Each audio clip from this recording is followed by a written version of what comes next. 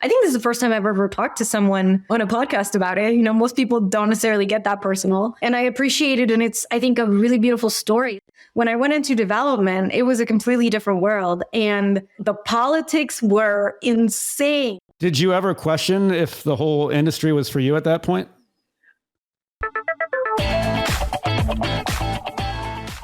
Welcome to the Real Estate 101 podcast. I'm your host, Patrick Donley, and with me today is a really special guest I'm excited to have on the show, Antonia Botero. Antonia, welcome to the show. Thanks, Patrick. Thank you so much for having me. Yeah, really happy to have you here. I've been following you on real estate Twitter here for, the past month or two, and really excited to have you. So I wanted to start first by talking about your early years. I believe both of your parents were involved in real estate to some degree. I wanted to hear what kind of impact that they had on you growing up and kind of what kind of life and business lessons that they imparted to you. Yeah.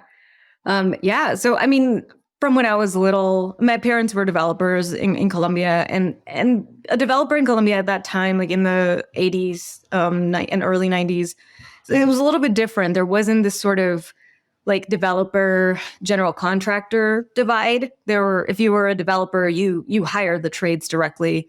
And so it was a little bit of a different setup. You're also sort of like a GC CM role.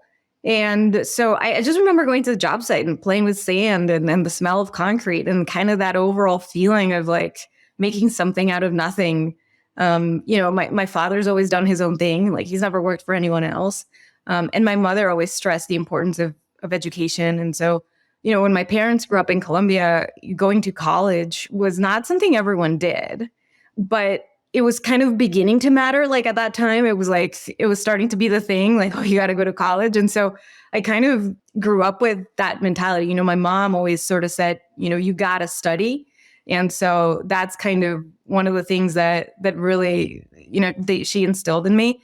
But she didn't graduate from college. And I don't think she did this intentionally, but she really kind of pushed the idea of hard work. So it wasn't so much about, you got to study. It was more, whatever it is that you're going to do, you got to do it really well. And I think that comes from like entrepreneurship, attitude towards life that both my parents had. And so growing up, I knew that if I wanted something, I had to work for it, whether it was in sports or academically, or if I wanted anything else, like it was up to me. And so, even though my mom didn't go to college, she always figured things out. And so that kind of just figure it out, and you're gonna have to figure it out for yourself, was kind of what I grew up with, what comes from that experience, or my parents being in real estate. And there's actually the second part of that story where it's a rougher part of the story to tell. And it's so basically when my parents were developers, there was a major economic shift in Colombia, and many small builders went under, including my parents. And as a result of that and other things, their company went under, and ultimately they got divorced. And so my life growing up after that point with my mom was basically this constant search for stability.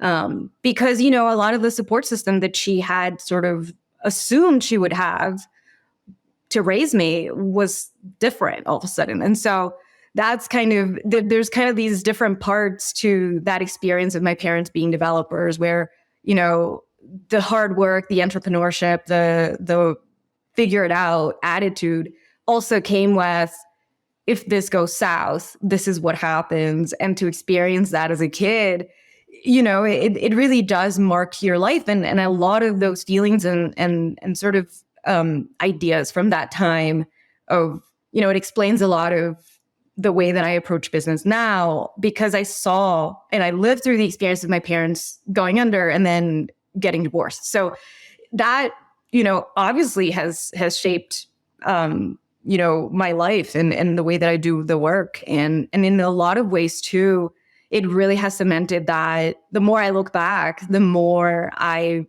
see that building things, making something out of nothing has been a theme forever.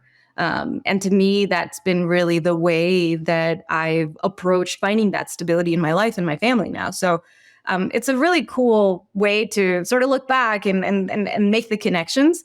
But there's definitely, the tougher parts of the story that are definitely there. So it's had a massive impact. So your early years were in Colombia, and then at what age did you come to? You were in Miami, is that correct? That's right. Yeah. So I was born in Colombia and we lived there until I was about 9 years old. And then I moved to the US with my mom at that time. Okay, and then your mom, did she continue in construction in the US, or was she doing all kinds of things just to get Yeah. by? So she was always kind of involved in some sort of business endeavor. She was always trying to find a way. A lot of that did end up being in real estate because she did have a background in it. And it wasn't just related to the fact that she had the experience, but she also had the network. And there were several developers, Colombian developers, who had moved to the US. And at some point, she did end up working as a property manager and leasing agent for in-house for a Colombian developer. And that was the majority of my high school years. In the sort of right before that, she actually ended up being a consul for the Colombian government. So talk about figuring it out. I mean, she was like, my mom has had the most fabulous life. Like, she's been a flight attendant. She lived in Mallorca and was like a travel guide. She was a Colombian consul for the Colombian government in Miami. And she's just had some fabulous stories and a really rich life that is also super inspiring to me to see her kind of not have that fear to say, well, I've never done that before, but I'm going to figure it out because, financially she had to, but also like from an adventure standpoint. And she was just like, oh, it's going to be a great adventure. Like I'm going to be consul now and I'm going to figure it out. And to me, it's also been the looking back and hearing people's stories about my mom and realizing that ethos of like super hard work and just being excellent at what you do, like that's all that people ever have to say about my mom. And that makes me super proud. And that's kind of the thing that she really taught me was, hard work, being excellent at what you do, keeping your word, and just being a good human will take you far in terms of your professional career. And so that's my mom. That's awesome. She sounds like a pretty neat lady. And you've had some Yeah. great posts I've followed on Twitter about her. She seems pretty awesome. And you, I think, sent her on a trip to Turkey, maybe within the past year or so. How'd that go for her? Oh, that was wonderful. I mean, she had been talking about this trip for years. She was like, I need to go to Turkey. I have to go, It was this like calling she had. And while she was there, I would talk to, we would message every day. And she was just like, oh my gosh, I saw this and that. And she had a fabulous time. She went with one of her cousins and they went on this big tour. And it was really wonderful. It was That's really, awesome. really, really cool. Really cool. I also wanted to talk a little bit more about your younger years. I asked Bobby Fion this question about when he was young, was he more into like the wheeling and dealing of Monopoly, or if he was more into like the design architecture aspect of Legos? And so I wanted to hear more about you as a kid. Did you lean in one direction or the other? I mean, drawing was I always drew from when I was little. And like I mentioned, I grew up on a construction site when my parents were developers. And so, making things and taking things apart, putting things back together was really what it was for me. It wasn't just, it was like, this sounds kind of, but drawing was just what the girls did. I liked I had that outlet and it was kind of encouraged, but I really just liked taking things apart and figuring out how things worked. That was more my speed. And then in high school, I did robotics, and that opened up a whole entire world of things that I could never have imagined. I finally understood what design and engineering meant. And I was fortunate that my high school participated in a program called First Robotics, and its FIRST stands for recognition, for inspiration and recognition of science and technology. And that's really what the program's about. And I'll talk a little bit more about that. But we also did BattleBots IQ, and BattleBots is now on like Discovery Channel. Like you can watch it and it's super cool. And some of the people that I did robotics with when I was in high school, they're like now like in their 40s and they're on BattleBots, and it's super cool because I know them, right? I'm like, oh, I built robots with that guy. So really neat. But basically, First Robotics is where I learned more generally this idea of the abundance mentality that now we talk about a lot, and that's become a little bit more mainstream. And I grew up in competitive sports. I grew up playing tennis, and so competition was natural to me. I was used to it. But all of a sudden, when you go into robotics, there was this whole entire different thing. I mean, it was completely different. It was competitive, but it was different. So I'll go back to that. But essentially, FIRST Robotics is a task-based competition. And there's this field designed with a sequence of activities. And so you have to, usually the field has two sides, and then you have two robots that compete against each other. And so, there's a time period and there's all these rules. Your robot can't weigh more than a certain amount, and you can only use certain components. And it's pretty serious. And my story with FIRST is really interesting because about 10 years ago, I actually mentored a team.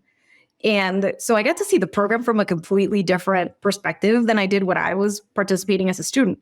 And so when I was a student, the thing that I found really remarkable that really sticks with me to this day is the generosity that everyone showed with the work. And so FIRST has this tradition, and I think this is such a cool story, has this tradition of team buttons, those like buttons that you make with the button machine and you put your picture on them or whatever. So each team makes their own buttons and you bring them to competition, and you make 1,000 buttons and you show up to competition. And the first competition that we had, and I didn't know about this, right? We show up to Orlando to this competition. Coach gives each of us like a handful of buttons and he says, go and talk to other teams. Go trade those buttons, come back with a bunch of other teams' buttons, talk to them, ask them how they overcame the challenges of the competition. Ask them where they're from. Ask them what their schools are like. Like, go talk to all these people. And it began to create this familiarity with the other teams and the sort of shared bond of building a robot. Like we had this shared experience of building a robot, and that created this bond with people that we would have never met otherwise, that were from, I grew up in Miami. And so we were meeting teams from like Iowa and like California. And they had these amazing stories that were so different from ours. And so it was this crazy world that opened up. And that familiarity was just really great. It's something that when I came to coach robotics, I realized they call this cooperation. And it's sort of like cooperation and competition. It's so geeky. But I didn't know that term when I was in high school participating. I learned about it after the fact, and I'm like, oh, that's what that was. And the mentors and the coaches that built these teams, they really were great at transmitting it to the students, right? Because you're teaching kids a fairly complex, I think that's a very mature and complex thing to teach a kid. To say, go talk to other people, make bonds with people who are different than you, and we're going to do it based on this robot that we built. And then it began sort of building on top of that, this whole idea that everyone wanted everyone else to succeed. If someone had a fried motor and you had an extra one, you gave it to them, right? There was no question. Even if you ended up seeing that team in a match later on in the competition, you didn't want to win because you were selfish. You wanted to win because you were the best, right? There was nothing more disappointing than not competing. Like losing was like, okay, you did your best, you did amazing, you broke a record, you learned all these things, cool. If you got there and for whatever reason the other team got defaulted, maybe the robot wasn't working or they were outside parameters and weren't allowed to compete, that was more disappointing because you didn't want to win because the other team couldn't compete. And so that is such a complex thing to teach a high school kid. I mean, that is, to me, to this day, it's one of the biggest lessons I've learned in my life, and it affects my business, every day. And so when I mentored the team later, 10 years ago, I realized the program was like so much more, right? It wasn't just building the robot and talking to all these people from all these other places.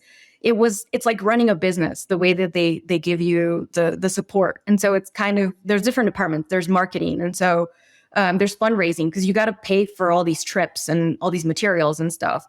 And then a big part of that is grant writing. There's a lot of grants that are available. But essentially, the way that the coaches are supposed to show it to the kids is you're supposed to teach them to run a company. So there's like marketing, fundraising, business planning, logistics of setting up the trips. You got to do the hotel reservations. You got to figure out where you're going to have your meals. And you're having the kids do all this. So It is a fantastic program. I mean, I could speak about this for days because it's all of a sudden space for all those kids who maybe are not great academically and maybe they're not great in sports either. And so all of a sudden entrepreneurship is really where it's at for them. And the kid, we had a kid that was he created these insane designs. He could draw, and he created this insane logo for the team and this beautiful robot transformer looking. And their team mascot was like the Buccaneers. And so he did like a transformer with like a pirate hat and and it was amazing. Like I was floored. I was like, this kid is 14 years old. And so now it was then getting this to the other kids in the team who could figure out how to put this into a hoodie. And then it was like, okay, go find out what the budget is. Okay, do we have enough money to do that? Okay, no, we got to do a bake sale to afford the hoodies. I mean, and it was just this fantastic world that is an amazing opportunity for high school kids. I mean, I could not, couldn't like sell it enough. And it kind of goes back to the founder first. This guy's called Dean Kamen, and he's this fascinating character. I think he's received like hundreds of millions of dollars from the Department of Defense to invent things. And he's just amazing. And I probably not doing his story any justice, but the way that he's chosen to give back by creating this program and instilling all of these really beautiful principles into it, I think it's just, there's no, I don't think there's a good way to measure that impact. And I can tell you for my life, not only did it cement my love for making things and understanding how things are made, but it taught me that abundance mentality, which is now the core of how I run my work, and the empathy for the other and the other side that is so crucial in negotiation and in building strong teams. So whenever people ask me about, this conversation, oh, did you play with Legos or whatever? I'm like, no, but let me tell you about robotics, because it wasn't just about the sting. It was about the generosity behind it and the self-reflection and all of these really massive principles that you kind of discover for the first time when you're that age, but then you build on in life as you grow up and as you get to know yourself as an individual. So yeah, that's kind of my story of how I came to love to make things. That's super cool. I mean, it sounds like so many great experiences and really formative for you. I mentioned before we started here, I've got a stepson who's into robotics. He's in 8th grade, and he's kind of at that age where it's like he wants to be in with the cool kids, but he's not good at sports. I mean, he really is into Legos and robotics, and he's like, that's his passion. But you're starting to get peer pressure at that age that like, robotics isn't cool. So we're dealing with that. I'd love for him to continue to have the experience that you had and learn some of those lessons. But we'll see. To be honest, I think it's really cool. And when you look at the companies that back first, or even the companies that back BattleBots, it's remarkable. I mean, some of those people are putting rockets into space. I mean, it's kind of like what becomes cool. As you get older, you look back and you're like, that kid that I went to school with is not putting rockets in space. Like, that's pretty neat. So, I'm sure that that's something that happens as he grows. That's exactly what I told him last night. I said, some of those kids that you're with now are going to do amazing things. And the cool kids that you think you want to hang out with, like, their lives might not be that maybe remarkable. Not. But who knows? So that's really cool, though. I love hearing that story. So at what age? So you're in high school, you're doing robotics. Sounds like you were doing tennis as well. Yeah. What age did you decide to pursue architecture? And tell us about that next step for you. Yeah. So for me, I mean, I always wanted to be a real estate developer. And the way that I grew up, because drawing was encouraged, it was almost like not a choice. Like you're like, well, if you want to be a developer, you need to know how to build buildings, because that's how I understood it. And so if you wanted to do business, you went to business school. And that business may or may not be development. When I went to school, there wasn't this whole, like, the real estate programs were just starting to be a thing.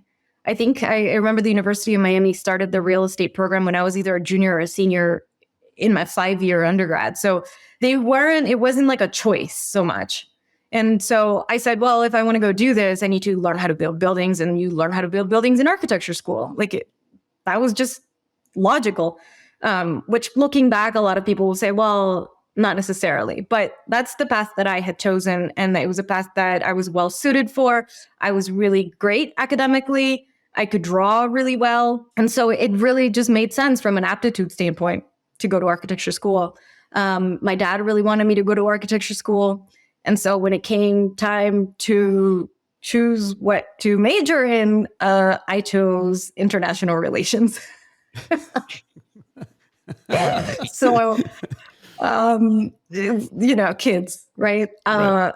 And so at that point, through the turns of life, and that it really was not my choice, I ended up being recruited into the University of Miami School of Architecture because my initial intention to do international relations did not work out for a whole host of reasons, many of them related to my immigration status. And so I ended up having to come back to Miami and go to architecture school. That ended up being the only choice I had at that time, which is pretty wild because obviously that was the path that was intended for me. So I went to the University of Miami, and I have a 5-year degree in architecture. It's a professional degree. It's an AAB accredited, which is what you need to do if you want to eventually sit for the architectural registration exam. And so, that's kind of how I ended up going to architecture school. Did the international relations dream, was that because your mom was she was a consul, or how did that develop? Yeah, 100%. And so when my mom was a consul, she had a pretty tough job. For a little while, she was like on the visa desk. And so she would issue visa for a special visa. So not just like tourists who wanted to go to Colombia. Not a lot of people require tourist visas to go to Colombia. But for example, she did a lot of visas for like the U.S. Southern Command.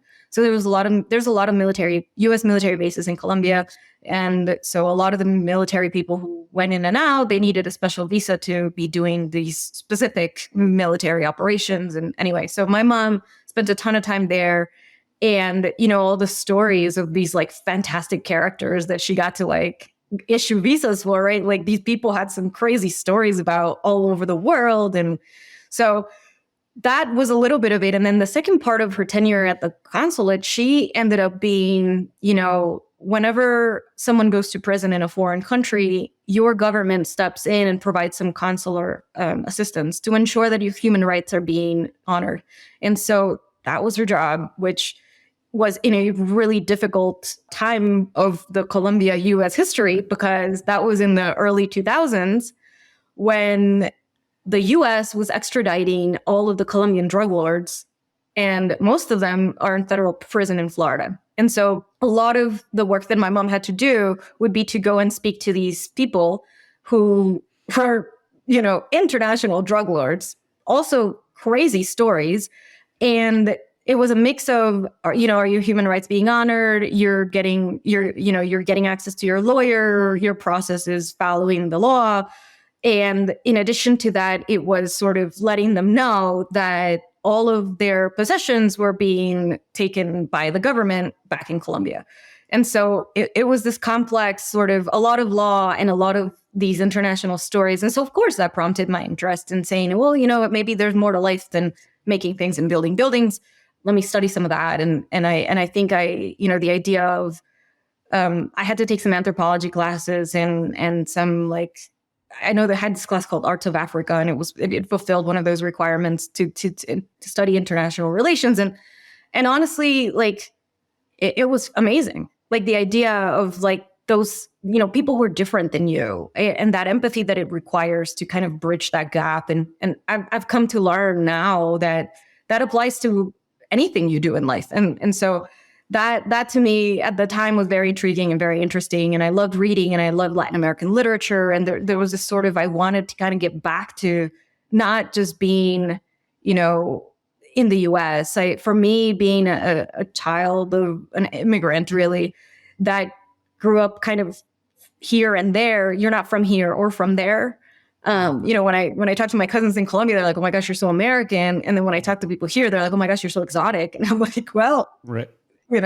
So anyway, that's kind of where I came from. And that was short-lived. So were you going back and forth from Colombia to Miami, or were you pretty much in Miami once you came to the US? No, I mean, we moved to Miami and I went to school there, and yeah, it was 100% grew up in Miami. Okay. Let's talk about why you decided to go to MIT, which is awesome, and pursue an advanced degree there. For sure. So, I graduated undergrad in 2008, and leading up to that, especially in Miami, everyone was like, "Well, you're not going to get a job. Right. Like, you're just not. The economy doesn't exist right now. There's no jobs for you. So you're going to go to graduate school and you're going to become a professor." And so, you're like 22 and you're like, okay. And so I applied to grad school and I got into MIT, and I wanted to study urban design because a lot of the work that we did at the University of Miami was also very urban oriented. The dean at the time was Elizabeth Plater-Zyberg. She is one of the leaders of new urbanism. And so that was sort of instilled in all the work that we did, all the studios, all the design that we did. It was like the urban, right? 99% of people who experience your buildings are never going to go inside of them. So that was super intriguing to me. And also the idea of studying cities and how people built and how people conceived of cities. And that same like empathy and idea of like making things just really came together for me in urban design. So, and the idea was that I was going to become a professor. So if you're going to become a professor, you definitely need a master's degree. And you might also need a PhD, which I ended up applying for and getting into, and then deciding that I was sort of done. And the economy had come back and New York wasn't an option. So that took a different course. But, at the time, the reason I went to grad school was because of the moment when I graduated and sort of the market at the time. It just led me there. And also, again, I had the aptitude for academia. I was good at it. I liked it. It was enjoyable, and it spoke to me at the time. So I think it was a great choice. And again, now in looking back, it was the choice that was meant for me in that it something that I use a ton in my work. So that was kind of the path. Yeah. So your PhD program, where would that have been? Georgia Tech. Georgia Tech. Okay. So after you graduated from MIT, you took a job in New York City? That's right. Yeah. Say more about that. So I moved to New York and I wanted to build buildings. So that started to become more and more clear at that point. I think, academia ultimately was not for me, and it wasn't because of the work, it was because of the politics. And so very quickly I was like, not only that, but I did want to see things come out of the ground. I was like, I had published some things and I had been part of publications and books. And I was like, this is cool to have this physical thing that you've made. Now I want a building. So the way to do that was, going to New York and building buildings in New York. So I went to work for a big architect in New York, and they did all kinds of things. They did historic preservation, and they did a lot of ULURP process, which is the rezoning process of Manhattan, really, of New York. And they basically got entire chunks of Manhattan rezoned. They also did a lot of institutional work. They did new construction. And like any architect that practices in New York, you do a lot of existing conditions work because there's so much existing building stock. So tons of choices there. And at the time, they hired me because of my urban design background, not because of the new construction side. They didn't know that, right? And so when I got there, I'm like, okay, well, what's the lay of the land? I ended up working with a very design-oriented sort of principal. He wasn't really a partner, but he was sort of about to become a partner. And then there was the guy who did new construction, and that's the guy I wanted to work with. And at the time, I was like, well, I know how to do all these things. And I would just take on any work that was extra. And I was new. So it was like, well, give any extra work to Antonia. Like, she just started working here, right? And so thankfully, that meant I ended up working with every single partner in the firm, which was unusual at the time because they had so many different niche expertise. You know, one did urban design, one did campus stuff, one did, you know, preservation. So I really wanted to work with the new construction guy, but he was super intimidating, right? He had just become a partner, and he was one of the younger partners, and he was just this huge personality. And I was like, oh my gosh, like, but the only way was to talk to him. And so I kind of stalked his office for a couple of weeks, you know, just trying, because he was very busy, right? And so I could never catch the guy. And so I stalked his office. I would like pass by and I'd be like, is he in there? You know? And finally I got him and I'm like, hey, look, I want to work with you. I want to do construction. I want to be in the field. I want to do construction administration. And so he was like, okay, well, you're going to have to tell the guy that you're working with, the guy who hired you, you're going to have to tell him that you want to work with me now. And I was like, and you were hired as an architect? Yeah. That wanted to go out into the field. Yes. So I mean, so architects, and this is one of the things that we kind of comes up a lot. Architects do all kinds of things. Like they don't just draw, you also do a lot of observation of the construction process. And I was really interested in that part of it. And actually you need some experience in that part of it to get your license. So first you got to get your professional degree, then you got to get your experience. And then depending on the state, some states let you sit for the exam right when you graduate. Some states you have to get a certain amount of experience before they even let you sit for the exam. And so in New York State, you have to have, I think, like a year of experience before you can sit for the exam. Whereas in Florida, where I had graduated from, you don't. So I ended up becoming registered in Florida before I became registered in New York. But anyway, you need the experience in the field. I didn't want it just for the sake of registration. I wanted it because I wanted to be out there. I wanted to smell the concrete and play with the sand and see the buildings come out of the ground. But now I had to go and tell this guy who had been really wonderful to me, who had hired me, that now I wanted to work with this other partner. And so it was this really hairy situation because I was like, I don't want to let him down, but I really want to do this. And so I ended up doing both. And I learned a ton in that whole process. It's a common theme. I interviewed Sean Sweeney about a month or so ago, and just like the theme of just taking on whatever you can do to learn.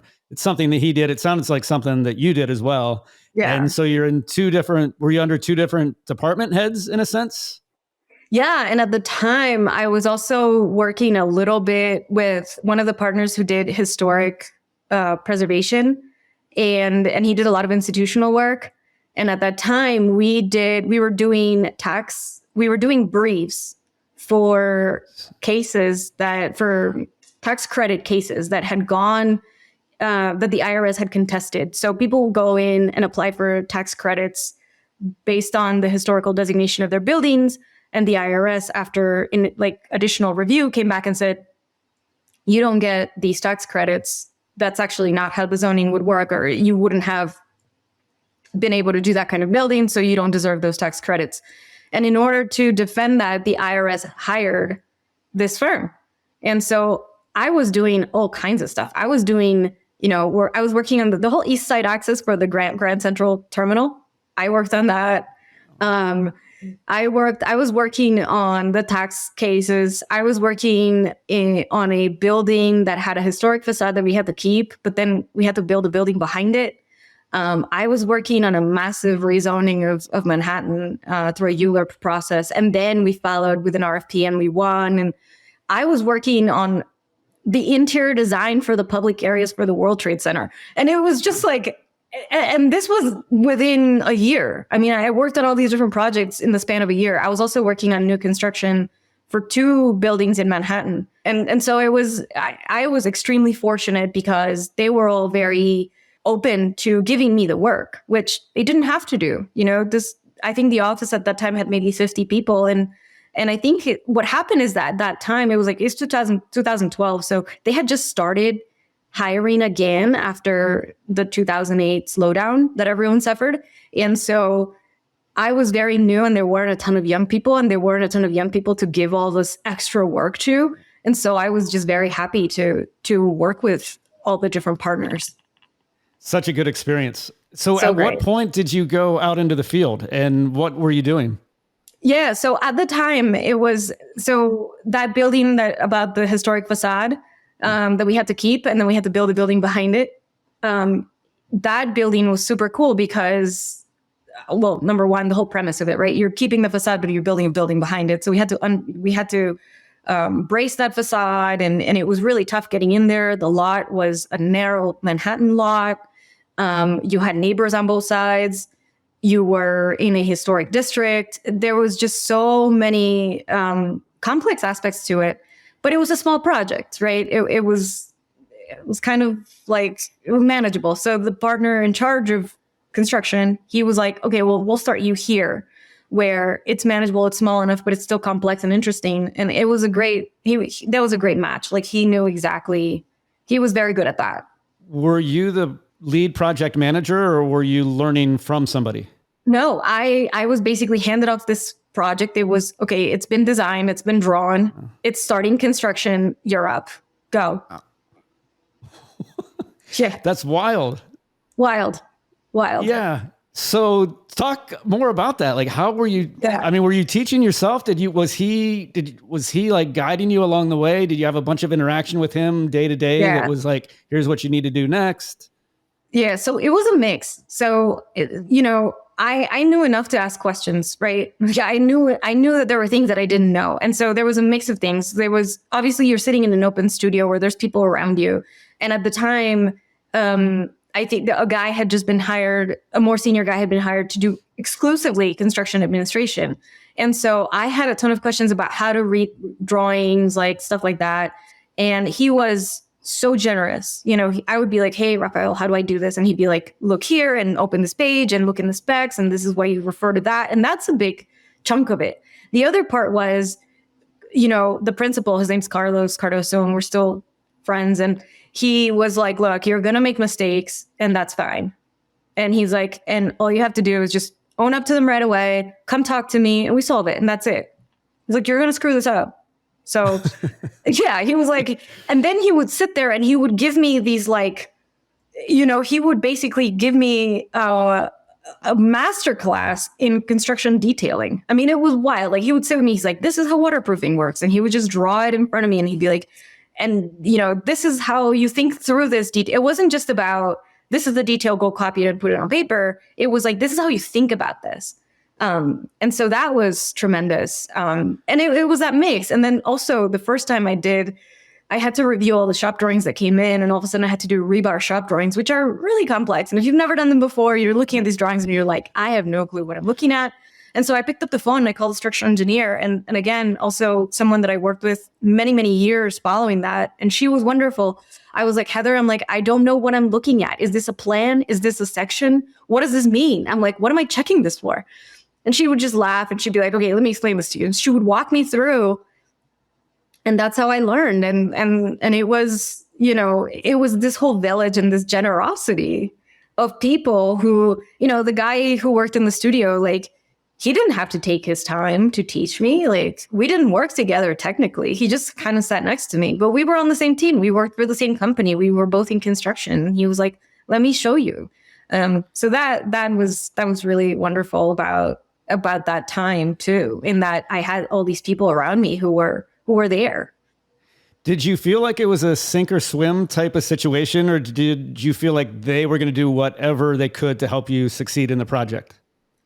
I mean, I think there was the perception of sink or swim, but the reality was I had all the support. And nobody wanted to see me fail. Like, sure. Yeah, right? Just because that would have made no sense. That would have been bad for the company. No. It would have been bad for the project. Like, so yeah, I mean, the reality was I had all these people who were there. How was that once you got out into the field? What kind of reception did you get? Was that a tough segue from working into the office? I mean, that's a big change. Yeah. Well, it wasn't the first time I had been really in the field. When I was in architecture school, I worked in landscape and we did a good bit of being in the field. I mean, it wasn't every day, but it was enough that I wasn't entirely uncomfortable. The contractor, I think at first was a little bit weary of me. He was like, oh my gosh, you're so young. And like, are you really going to be helpful here?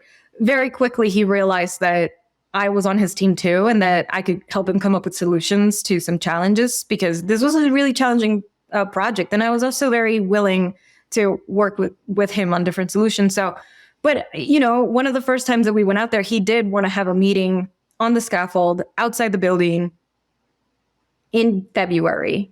And it was like 20 degrees. And he's like, well, we got to go look at the facade, and we got to look at it in the scaffold, like on the scaffold, in like the 5th floor. And I was just standing out there like freezing, like dying. And I'm like, this guy, like, you don't need to have the meeting there. Like, you can go look at it, you could go back inside. But it was like one of those, like, this is how we do it, 7:30 in the morning on a Tuesday. So a little bit of a test. A little bit. Yeah. Yeah. So how many years were you at that firm before you moved on from them? Yeah. So I was there for about 3 years. I became registered. And the minute that I got my license in New York, I was like, okay, like I did it. I'm an architect now. Right. So I gotta go. I gotta work in development. It was just like it was the plan. Right. So then I made the jump to work in real estate development in-house for a developer. And so what kind of projects were you working on with them? Yeah, so that was for real sink or swim, because I was no longer in that environment of generosity and teaching, and I didn't have this community of people. It was... So totally new experience, right? I mean, because you had the robotics kind of background where everything's... Cooperation. Cooperation. And so now you're in this new environment where it's highly competitive probably, and you don't have any of the coddling or whatever you want to call the word.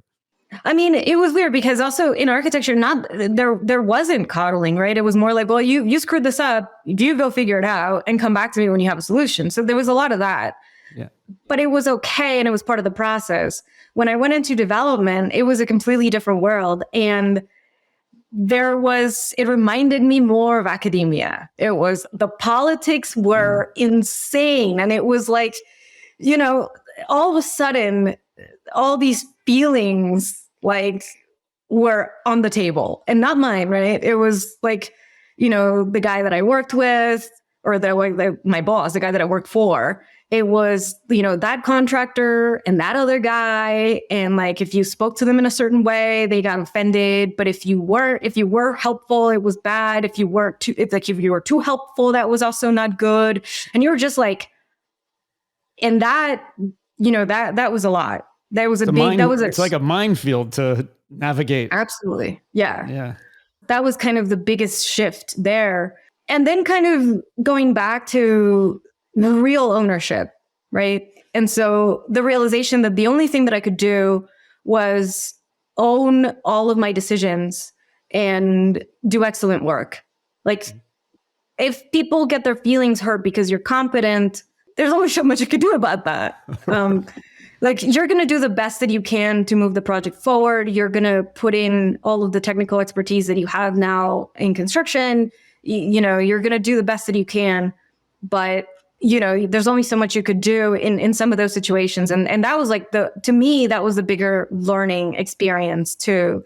The fact that I saw how some of the business side of these things worked was very eye-opening, because these people were ruthless. I mean, there were moments that I was just like, is this okay? And it's like, no, like, this is how the world works. So did you ever question if the whole industry was for you at that point? No. Because part of it too. So my role was, I was a project manager, and the majority of the projects were very close to where their office was located. And so I actually spent a ton of time on site, more than ever, more than when I was an architect. And again, to me, that's the joy of seeing the building built, being part of the physical work, walking around all day, coming home covered in dust, exhausted. Like, that is what it is about for me. The work and seeing your efforts move the work forward. That, like, I was like, this is it for me. This is what I like to do. So what were some of the projects you guys were developing at that time? Yeah. So that developer, they're actually notorious for this kind of work because it's really hard work. They do large scale repositioning of office buildings into luxury rentals. And they mostly do it, or not mostly, they do it exclusively in downtown, in the financial district of Manhattan. And so you have these massive buildings. I mean, they're, 500,000 to 2 million square feet. And it's these ginormous floor plates, and it's how do you turn that into residential? And they've figured out a really good formula between, the age of the buildings, the way that the Manhattan Code is written, and the way that they've been able to finance some of these deals. They found a really great combo of circumstances that make these projects work really well. And then they hold them. They self-manage. So they're vertically integrated, and they're an owner GC. So they hold all the contracts directly with the trades. And then they work with a construction manager that they have a really close relationship with to actually manage, the day-to-day of the project. So that's how they do it. So they're taking existing or semi-vacant office space, turning it into high-end luxury apartments. And so I think your first project was what, 500,000 square feet, something like that? Is that it was about right? It was 500,000. Yeah. So it was a really cool building because it was the floor of the New York Stock Exchange actually went into this building. And so they decommissioned, obviously they had decommissioned half that side. And then the first thing that we had to do was like sever the building. And they had an easement for ventilation. And so it was complex. Like the mechanicals were intertwined between the two buildings. And so there was figuring out all those parts. But so it was really neat. I have some really cool pictures of like the empty trading floor of the New York Stock Exchange that we're used to seeing on TV. That was my first project, and it was pretty wild because it was about 500,000 square feet, about 30 floors, and we had about the floor plates were 20,000 square feet, and then they had a bunch of setbacks all the way up to a mechanical penthouse, which is smaller. So were you involved in the redesign? I mentioned I had Bobby Fee on the show recently, and he talks about the challenges of taking a space like that and turning it into apartments. Were you involved in that process too, or were you mostly doing the project management? No, so the owner of the company, not even like the guy who I worked with directly, but the owner of the company, he was very, very involved in the layouts himself. Like he basically did all the layouts. And when I started working at the time, it was right around the time when they were doing layouts. And I had a chance to sit with him a couple times, and I would have some input. And I was like, well, how about we do it like this? And, and he was like, oh, you're very good at this. I'm like, well, this is kind of what I do. So, and I had done a bunch of, my experience coming from Buyer Blinder Bell, which was the architecture firm that I had worked with, was new construction in Manhattan. And so the ideal kind of like the market understanding of proportions for apartments in Manhattan was something that I had been doing day in and day out for the last 3 years. Because even though I was doing all these cool projects, like I was also working in the new construction projects, which is super cool. And I really wanted to do those. And so I had learned from the partners and like what makes a really good apartment in New York. And so those lessons really coming in and then learning from this developer and how they would envision changing these office, super crazy, deep office floor plates into apartments and then kind of marrying the two was a really cool experience from the technical standpoint of drawing and understanding what makes a good living space. So how long would a project like that take? And did you see it from like start to finish? Yeah. So I saw the way start to it, like right when they acquired the building. That's kind of when I came on board. I did not see it finished actually, but I did see it through, I want to say maybe 50 to 60% of construction. So, and I had already teed up the rest of, the millwork and like the finishes and stuff like that. Like I had been involved in getting those things ready, but I didn't actually see it open. That's a great experience though. So at that point in the back of your mind, did you always know that you wanted to start your own firm?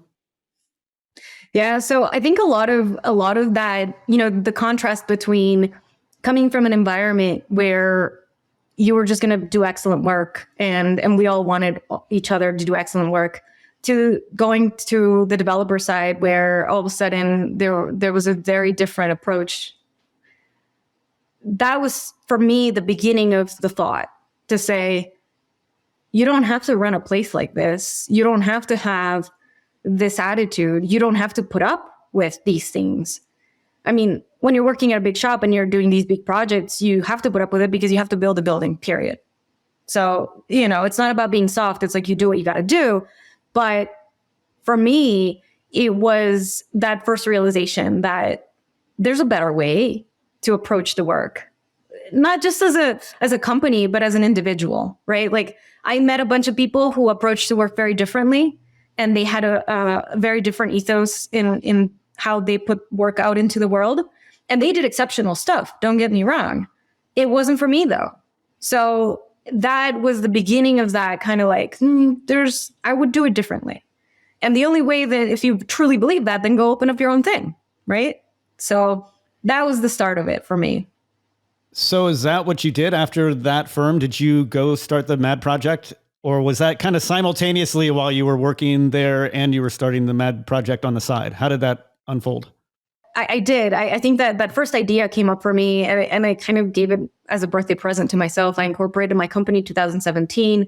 And then I was just sort of thinking of and I was doing side things, like someone's like, hey, we want to do a building report. We want to do this. And I would just take it on through MAD project because I was like, well, and then slowly, that began to grow a little bit. And then at that time, I was like, okay, I need a different opportunity. I want to get out of this and I want to do my own thing. And so just through the craziness in the industry, I met a guy who was putting together a team for a hotel developer, and they had all of these hotels all over the country. And so they needed to put a team together. And so he started talking to me about that. And that sounded really cool because it was a different shift. It wasn't the project management aspect. It was more the executive idea of putting together a team that we're going to manage a high volume of work. And so that was sort of the beginning of that. And, at first I thought he wanted to hire my company. I was like, oh, well, you hire MAD Project and we'll put the team together and we'll build your systems and we'll do your stuff. And he was like, no, I need you to come in-house. We have all this work. And by the way, like, we're working on this massive project, which you're not really supposed to work on. And I was like, well, I'm like, I want to work on that project and I want to be on site if you want me to come in-house. And that project was the TWA hotel. So I came in-house and I still kept MAD Project alive. I had, again, side things that I was working on. But the idea was, you get to be on site at TWA. I had all of this experience in existing conditions. I had more experience in the past 5 years in existing conditions than most people have in their entire careers. And so, I had learned so much. And so it was like, okay, well, we have this crazy building that has this insane structure. It's pretty much impossible to coordinate because you don't know which way the structure is going. That's where you're going to be. And that was the Aero Sheraton Flight Center building. And to me, it was an honor to end up working there. And simultaneously, I started building the team to tackle, at the time, I think it was like about 80 or 90 hotels nationally. And by the time I left NCR, that was like 150 hotels. And so it was a challenge in so many respects, for sure. How long were you at MCR then before you completely severed ties and your full 100% time is devoted to the MAD project? I was there about 4 years, I think, 3 or 4 years. It was from like April of 2018 until, I think it was 2021. Yeah, it was like a year after the pandemic. So like about 3 years, yeah. So how did you know it was time to cut ties and fly on your own? Well, so it was a mix of things, I think, and the pandemic, I think, really screwed everyone up, right? So I think the first thing was, at the time, so we were living in New York in 2019, summer of 2019, the opportunity to move to Utah came up as related to my husband's work. And so at the time, I was wrapping up TWA, and I had started to travel more nationally to to sort of service all these projects that we had. And I had a team of 6 people, and everyone was traveling like crazy. I was traveling about 10,000 miles a week, and I knew that it wasn't really going to be sustainable. So when we moved to Utah, I was like, not only was I closer to the projects actually from Utah than from New York. And I had a conversation with MCR, and I was like, guys, and they were used to having a national team because all of the regional directors were regional and they didn't live in New York. And so, it wasn't a crazy stretch for me to be able to move to Utah and continue working for them. So that was a plan in 2019. And it was also, it got me started thinking like, hey, you know what, like, and I had been fortunate that I had been able to build my own team, but at the same time, you still had those weird, the weird corporate politics and the stuff that every company has. And there were some of the things that I was just like, we could do this better. And if I had a choice, I would do it differently. And so I'm like, again, the idea comes back to you and you're like, okay.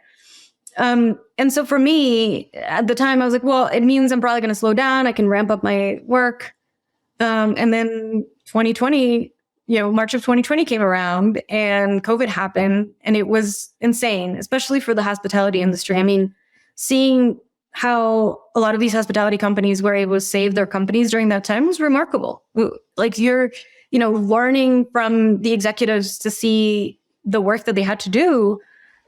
You don't get that many chances in your life to see people react to something so massive. So, my entire team was laid off. And then we had a ton of active work. And so it was a matter of administering those contracts and ensuring that projects were being finished, that there would be no lawsuits, no liens, that kind of stuff. So the work changed a ton.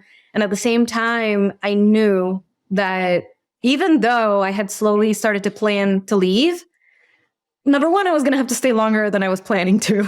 But number two, I also had to get my act together because it wasn't going to be a normal market, right? Like starting a company in a state that you have no network in during a pandemic was just not like, I'm like, I need to start now because I don't know how I'm going to do it. So that was how MADDPROJECT in Utah really happened and how I decided to grow the company from here. If you've been enjoying this podcast, you're going to love our free investing newsletter, We Study Markets. We realize that not everyone has the time to listen to a podcast every day or even every week, so we took the same type of content and put it into an easy-to-read free newsletter. In just 5 minutes a day, you can stay up to date with what's going on in the financial world. That means when you're sitting at your desk at work procrastinating, instead of mindlessly scrolling on social media, you can quickly learn what's going on with the markets and your money. And it's completely free. Join over 30,000 other readers now by simply clicking the link in the pop-up on the video and then entering your email. It's that simple. Just click the link in the pop-up, enter your email, and start knowing what's happening with your money. So talk to us more about the MADDPROJECT. You're sitting on a plane next to somebody and they ask you what you do. How do you explain to them what the MADDPROJECT is and what your involvement is? I mean, I tell people that I build buildings for people, and I build teams and buildings for other people. We are a 4-fee developer. We're an owner's rep. We're experts in project management, and we do all kinds of really complex things.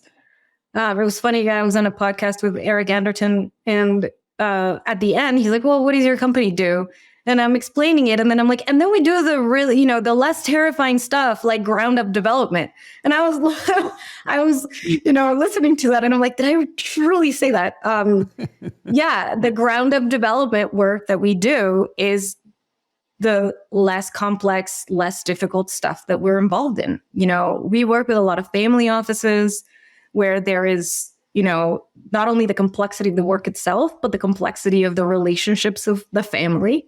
We work with new developers who are just learning and getting into the space. And so there's also a lot of teaching that we do as part of our work, which is really rewarding to me. And there's sort of like that professor mindset that, that I had for many years in doing research and going to MIT. So it's fulfilled a lot of those sort of moments of my learning and my career. With like the varied clients that we have. And then we also work for very established shops that don't necessarily want to build in-house teams just because they're like, well, if the downturn comes, I don't want to fire half my people. And some of these things, they're like, we don't want to be tracking furniture, like, so they hire me for that, my team. So that's generally what we do. So what are some of the bigger projects that you're working on right now?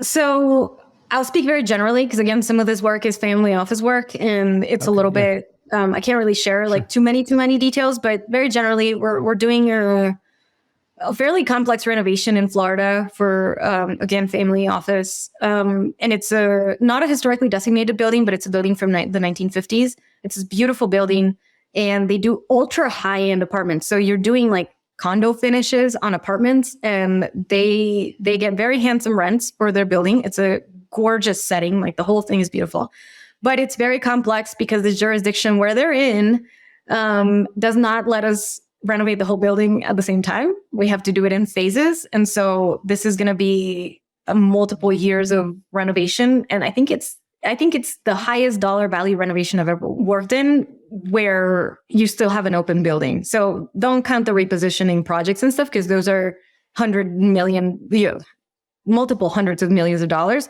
This is not quite that large, but for a renovation, it's a lot. So it's a big dollar value. So we're working on stuff like that. I'm working with a really great team on this resort community in Oklahoma, and they've been wonderful. I'm also working with a Canadian developer, kind of helping them with their systems, and they're incredibly organized thinkers. I think they're the most organized people I've ever worked with in my life. And it's not just one of them, it's like their whole team, and they're all impressive. And so it's been really great. We're also working with a hotel developer out of Florida, and also helping them build out their teams and their systems. And we're working on a couple projects with them. We're doing also looking right now, and again, we haven't finalized it yet, but we're looking at our first project in California. So that's been kind of cool. I mean, we have a lot, and we have several other things. I do a lot, not a lot. I do some very limited one-on-one sort of consulting for either upcoming developers or developers that are established that just need a little bit of sounding board. So I have 2 of those going on right now. One of them is super exciting because she's the first woman developer that I've worked with. So that's super cool. And she's just getting into it, but she is also one of the smartest people I've ever met. So we're extremely fortunate. We have this really varied group of clients, and we have a great pipeline. We're waiting to start on a couple projects that I'm super excited about. So we do we do all kinds of things. We'll do hospitality renovations, especially for branded products of Marriott, Hilton. We do that day in, day out, not with our eyes closed, but it's bread and butter work. We do ground up development where, $50 million up is kind of the sweet spot. That's the work that I really like to do, because it's the easiest work we do. And then we do sort of these. Why do you say that? Why is that the easiest? It's new construction. So it's not like you run into a surprise at a return. When you're doing like a renovation, especially if it's higher end or if it's, niche hospitality, you're going to run into things that all of a sudden all your plans don't work. And so that constant, you have to be on it, and you're responding all the time. Those projects take up a ton of our time, and they're incredibly complex. And I would say more fulfilling in a way than the new construction stuff. But the new construction stuff is just you get to see a building from the ground up. I mean, it's a different feeling, I guess. It's fulfilling in a different way. But I really like that kind of work too, because it's placemaking. You're building something out of nothing, and all of a sudden you're creating a landmark for the street. Maybe you're creating an outdoor space where people can gather. You're giving a facade to the city now that they didn't have. So that's what I love about ground up. And then you don't have the craziness of existing conditions work, which is a lot challenging. Yeah. You said we. Do you have a team helping you, or are you hiring outside consultants, or how are you structuring the company? Yeah, it's a mix. So I try to keep a super lean team. I'm always a little bit shy to share like how big we are, but I do have a senior project manager who works with me full time, and I do have very key people that I call on that I've worked with for years. So I don't, for me, the niche that we're in, it's a super high value niche. Our work is very high stakes. there is a time and a place to hire a VA overseas. My company is just not that kind of company, right? The people that I hire have very specific expertise. All my project managers are either professional engineers or registered architects. We all have consulting background. The guy that I work with very closely during SF&E and logistics, he's had logistics experience for years, and he's fantastic. He is not full-time with me, but I work exclusively with him. If there's furniture involved in my projects, like, he's on it. And they're all people that I trust, like, implicitly. There's no question for me that they're going to handle a situation the way that I would. And they're exceptional, and so I'm super proud of that. And it's taken me years to build this team. This didn't happen overnight. These people, came very well recommended from the industry. It's just been, it wasn't like I put up a search on Craigslist and I found the first guy that showed up. It's been very thoughtful. And the trust that they have in me is just, to me, mind blowing.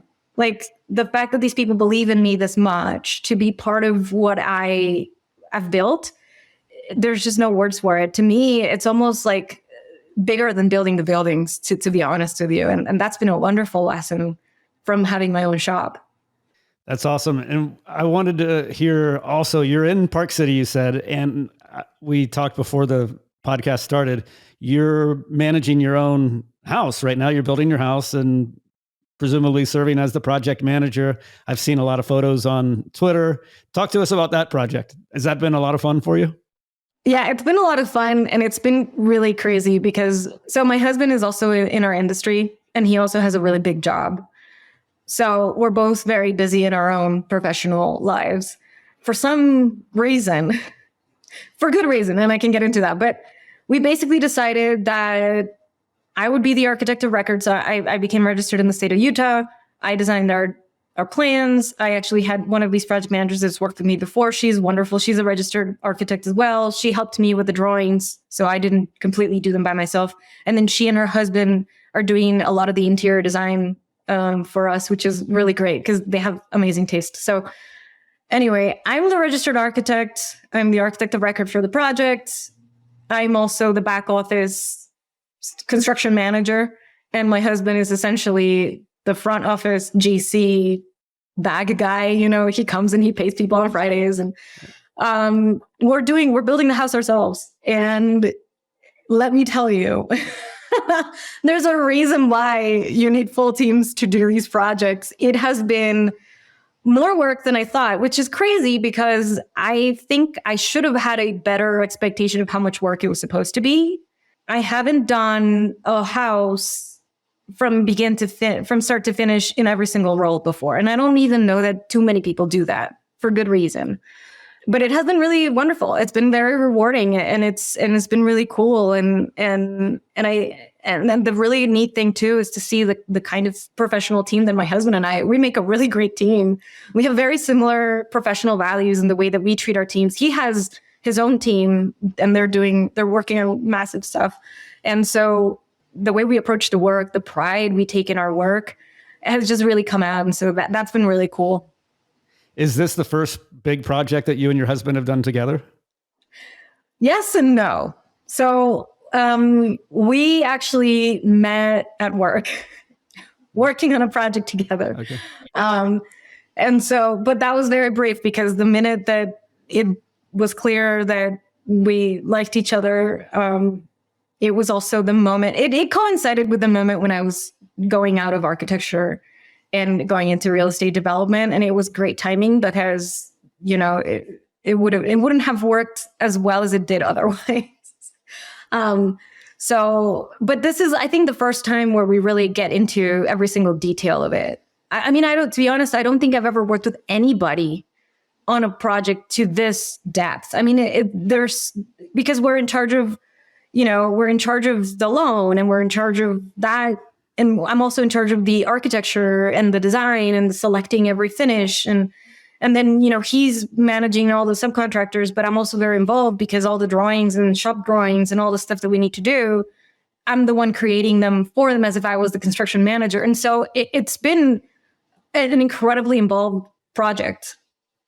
Do you hash out a lot of the details together, or do you have your lane and he has his lane and you just kind of trust each other to make your respective decisions? Or is there a lot of just hashing out of like, we should, I don't know, use this tile or this color, like that kind of thing? Yeah. I mean, it's been really cool too in that way, because he is more the field, in this case.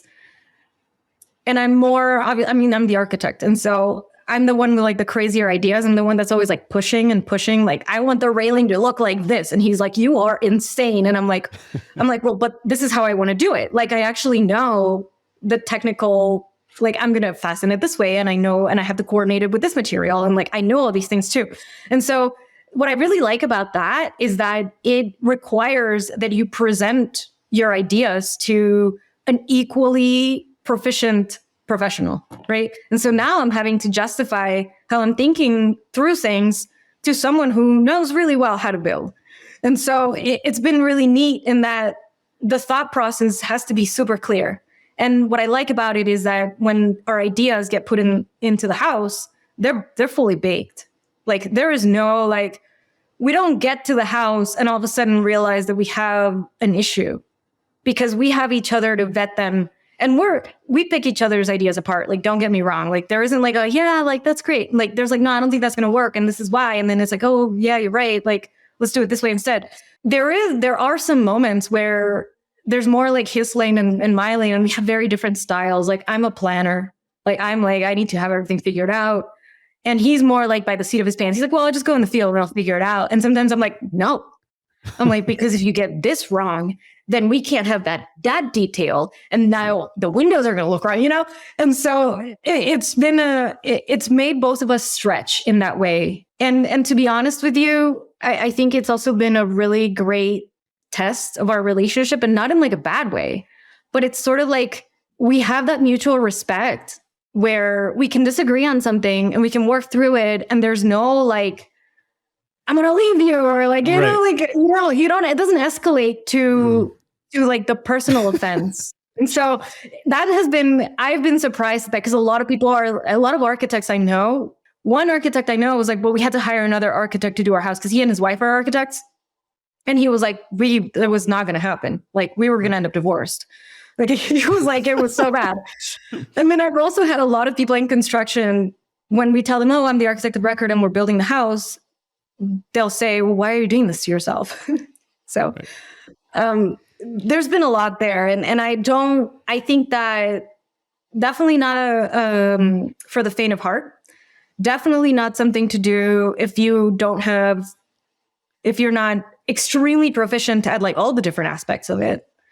And definitely not something to do without professional guidance. I mean, I wouldn't recommend it. Right. The reason I ask, my wife and I are involved in renovating a building. We bought an old brick, 100-year-old building that we're in the middle of renovating. And she's a mental health therapist, and we rent out individual office space for therapists. And we've got one building. This is our second one. And so I just was curious to hear what your experience was like, because it gets challenging at times for sure. Like, we've got different ideas of how to do things. And yeah, it definitely helps to kind of have your specialty in your lane that, you trust the other person to make the decision on. For sure. And I think also, like any relationship, like you pick your battles, right? Yeah. Like sometimes like we'll have things that like really, really matter to Mike. Like he's like, this is how this has to happen. And I'm like, okay, well, I can live with that. I'm like, yeah, and every now and then I'll find a battle in hindsight that I'm like, I should have fought that battle, because now it's more work for me. Right. But like in any relationship, you pick your battles and you're respectful of the other person's ideas. But again, we have that generosity in the work, and the idea of moving it forward is something that we both share, and we return to that. And so we're extremely fortunate. And then like in any relationship, it's something that we've worked really hard to bring into our relationship. So yeah, and the end product is so cool to see. Like once you've put in all this work and, blood, sweat, and tears, and then you see the final thing, it's like really rewarding. So yeah. When's the house going to be finished? So we're pushing for an occupancy early June. Okay. And then I expect there between furnishings and millwork, like more like the finished millwork, like paneling and stuff like that, probably to take us through September, October.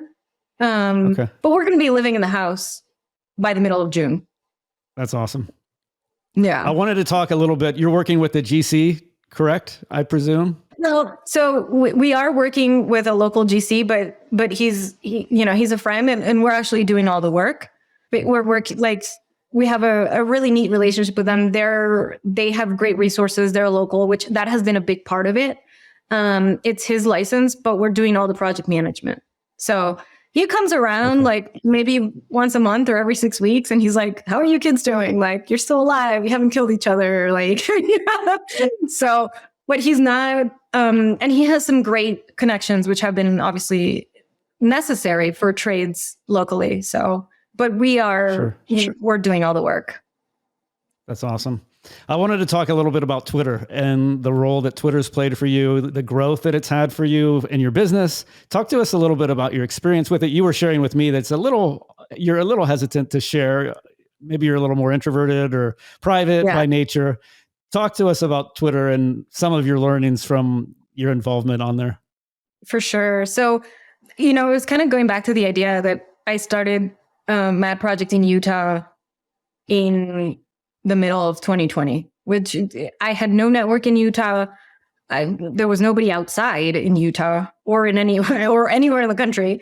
And so there was a little bit of that. I was listening to a podcast, and I don't remember which one, but Keith Wasserman was on it. And he was like, "Look, if you want to be in it, you have to get on Twitter." And so I was like, "Okay, it's free." So I get on, and all of a sudden I find Moses and Chris Powers, and they're really wonderful. Like, I kind of recognize that abundance mentality immediately. And I'm like, "Oh, these are my people." And they're sharing how some of their challenges they've faced. They're sharing some of their experience. They're incredibly generous and wonderful. And so I'm like, okay, I can do this. This is something that is more my speed. Because for me, the gratuitously putting yourself out there doesn't have a ton of effect. It doesn't speak to me. And it really depends on what kind of business you're running. And from the beginning, I've known that the kind of work that I like to do is sort of this boutique niche, super specific, exceptional service. The people that work with me are exceptional people. And it's almost a waste if I go around doing like a high volume sort of shop where, it's just not what we are. And so I think for me, it really made me think through that process, because there's people who approach Twitter because they have more high volume businesses. And so, if you're selling a course or if you're selling an ebook, and I don't mean that in a derogatory way, it's a different business than the business that I'm in. And so you're obviously going to approach your audience in a different manner. And you obviously need a much bigger audience than the one that I need to promote my work. And again, it's self-selecting in a way because my content is so niche and so specific, and it can get very technical. It's almost like textbook content. It's almost academic sometimes. And again, I have that whole background. That self-selects for the audience that is my audience, right? The people who are here to have real estate development conversations about the hard work that it takes and the self-reflection and the softer, squishier things about like, whom do you want to be? Those are my people. Those are the people who end up hiring me for their projects and my team. For me, it's less about growing a ginormous audience where I'm going to have a better chance of selling a course. And if I was selling courses, that would probably be my approach, but it isn't. So I think that, it's been sort of a cycle in a way. It's made me reflect a lot about whom do I want to be? What kind of services am I providing? What kind of team do I have? What kind of work do we want to do? Because that is how I present myself. And it's had the intended effects. Honestly, my newsletter has a super high open rate, which is like over 60%, which I know that for newsletters is really high. My proposal approval rate is also about 75%. And that speaks to the way that we've built the brand, that we've put ourselves out there, and that I've put my face out there. And like we were saying earlier, it's not in my nature. For me, it's always been about doing the work and letting that speak for itself. But the reality is that you can't do the work and then not tell anybody about it. And that was a lesson that I learned working in development too, because one of the developers that I worked for, he was very about getting his face out. And I was just always like, my God, this guy, like he wants all this attention. And one day we were talking about just very generally like media and stuff. And he was like, it's a shame for you to do all this really great work and then never tell anyone about it. Like you are depriving the world of knowing that this effort exists. And that to me sort of made that switch into thinking about it in a different way. There's this girl I went to high school with and she became a professional singer. And I saw an interview with her a few years ago and she said something really similar. She said, my biggest fear is that I die and that all my music dies inside of me. And to me, that has really shifted a lot of my thinking and how I approach putting myself out there, because it isn't really in my nature, and the whole story about my parents and that kind of stuff, the story about my mom, like, I think this is the first time I've ever talked to someone on a podcast about it. Most people don't necessarily get that personal, and I appreciate it. And it's, I think, a really beautiful story, especially as I get to kind of pass that on about my mom, because she's so cool. Like, she's just awesome. She's like this fabulous character. So why not have that approach to it, even though I'm very private, right? And I rarely speak about, my husband. I don't necessarily talk about what he does because he's going to totally steal my thunder, and he's just so much more charming than I am. So she doesn't exist as far as anyone's concerned. But, putting yourself out there and sort of having that cycle of Twitter that shows you how to do it and shows you how, because you see other people, right? And you see how they do it, and it teaches you all those lessons. And obviously, it's been a fantastic way to connect with people that I wouldn't have had the chance to connect with otherwise. So it's kind of like I'm bringing my button and I'm going and I'm talking to people, right, and I'm exchanging buttons. And that's becoming like a really neat thing about Twitter too, that I've come up with some really great friends in the last 2 years. Yeah, it's amazing. I mean, like you said, it's just self-selecting. You find your tribe through there. I mean, that's... Yeah. I heard somebody say too, it's almost like you're doing a disservice not to share your work and putting it out there. Because I mean, I've got just my research in the 4 or 5 hours I did for the interview for you. Like I got so much out of it, like I've learned for each guest, like it's a tremendous learning. And it's like, by putting it out there, it's like you're helping so many other people. So it's pretty cool. Yeah. I wanted to talk to you about, you tweeted one of the tweets that I liked, that one of the biggest superpowers in business is simply asking, and that knowing how to ask and what to ask for is what distinguishes the pros. And I think this was inspired by a book by Amanda Palmer, who I'm a fan of, actually. It's called The Art of Asking, How I Learned to Stop Worrying and Let People Help Me.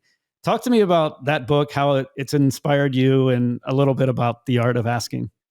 Yeah. I mean, I read that book, I want to say probably around the time when I started MADDPROJECT in New York, around 2017. Because, and I'll just begin with, I have not mastered this at all.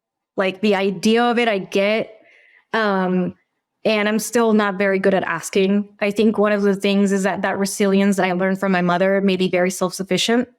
And when you're very self-sufficient, you don't want to ask people for things. You just, and I realized that has handicapped me in a lot of ways. I realized that perhaps that's the difference between me developing my own projects and not. But at the same time, whenever I put a proposal out in front of a client now, I'm asking. That's asking too.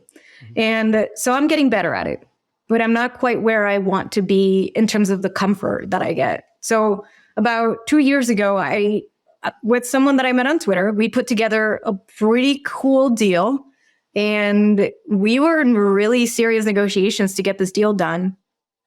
And that was going to require raising money. And that was not supposed to be the thing that I would do, but I was still going to have some minor role in it. And when it came to, I went and I asked people, because I've been in the industry for some time now. And so I have enough of a network where I had people to ask. And the one thing that people always told me was, you're never going to raise the money. Like you could go in this, but if you can't raise the money, then you're nobody and you're never going to raise the money. Like that's not the side you come from. You're not going to be able to do it.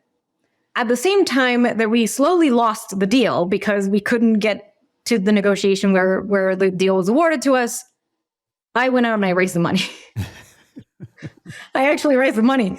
And that to me was a massive lesson because it was supposed to be the hardest part. And it didn't take me that long. It took me like 3 weeks, which for a rookie project, the amount of money we were raising was not nothing. Can you talk about the project?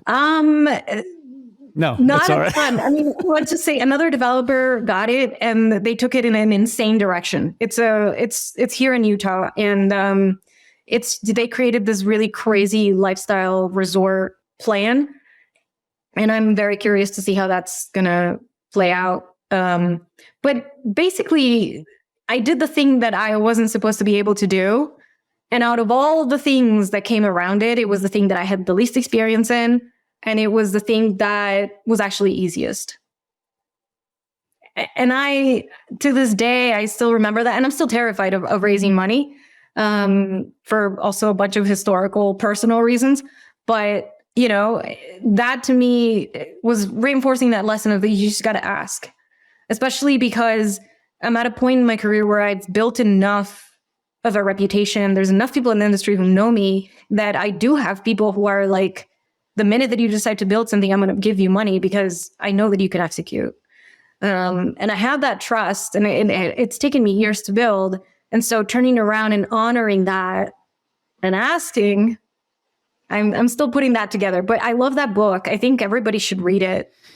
Yeah, for the listeners that don't know of Amanda Palmer, tell a little bit about her story and what she did. So Amanda Palmer is an artist.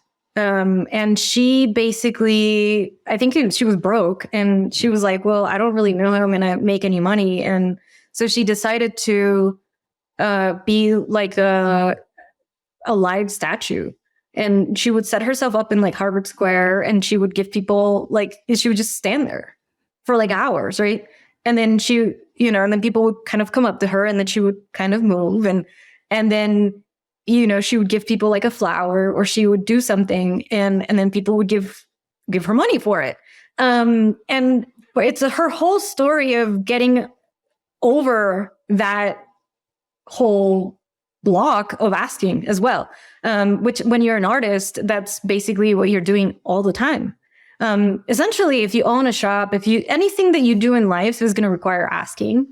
And so mastering that to that degree, I think is something that I can only strive for. I mean, I'm not all the way there, but it is something that is something very present for me. She's got a great podcast that she did, an interview that she did with Tim Ferriss, that it's fairly old. It's probably several years old, but I remember listening to it, and it's a really good one. Yeah, I may have listened to it too, because I'm a big fan. I mean, and just the way she like puts herself out in the world, it is really remarkable. I think she's someone that, like many artists, I think there's so much to learn from them because they put so much of themselves out there that there's just a ton of material. Yeah. So real quick, I wanted to ask you, are you involved in you talked about raising capital. Are you involved? You've been involved in a ton of super interesting projects all over the world, all over the US, maybe, I don't know, maybe the world. Are you involved in trying to build out like your own real estate portfolio? A lot of our listeners are, working on building to whatever degree their real estate portfolio. Is that something that, and I know you're doing your mountain home in Park City. Are you looking to do other projects? I'm definitely looking to do other projects. Not working on any one of them specifically right now. I think between the house and my shop, and we've also built our own internal project management software, and going through that whole process and beginning to consider using it or selling it or putting it out in the public has taken a ton of my time as well. Maybe when I finish the house, and I don't know if that's a cop-out to the whole conversation. The way we approach the house, to be honest with you, I approach the house as like a developer. I it's also helped a lot with the decision making, because anything that we've done for the house is so that it eventually, if it's, if it goes on the market one day, I want it to sell really well, and I want it to sell very quickly. For us, home is New York. And so maybe we don't sell it, but I don't know. But I want to set myself up in a way where I could. The way we looked at the construction loan, the way we've financed it, we got extremely lucky that there was nothing anyone could have done about that. We got extremely lucky with the timing. We locked in our mortgage in early 2022. So our rate is crazy. We got extremely lucky at the moment when we bought the land, because we bought our land at the end of 2019 before land prices in this area skyrocketed. So we have a ton of luck going for us, but also the way that we've thought of the house, we've thought of it as an asset. And I'm super comfortable in knowing that it's going to appraise based on all the values of the homes around at a really great loan to value percentage. So I think even the house in my mind has always been a development project for me in a way. Obviously we're going to live in it, and they always say, your primary home is not an investment. And so there's also that whole side of it, but it's definitely something that I want to do. But I want to do really cool stuff, and I want to do it with really cool people. And so that's a little bit harder. But yeah, I mean, I think once we finish this house later this year, I think there's going to be a bunch of sort of bucket list items that I'm going to start working on next, because the house has been a massive endeavor that's taken us, we've saved for this house for like 4 years, and then we've been working on it pretty much full time for the last 2. So maybe soon. Yeah, no, I'm sure you will. I wanted to ask about your why. Like, when times get tough and like the grind of real estate is definitely a grind at times, what's your why for what keeps you going? And just now after talking about my whole story, I think really being a source of stability for my family. I think that's my why.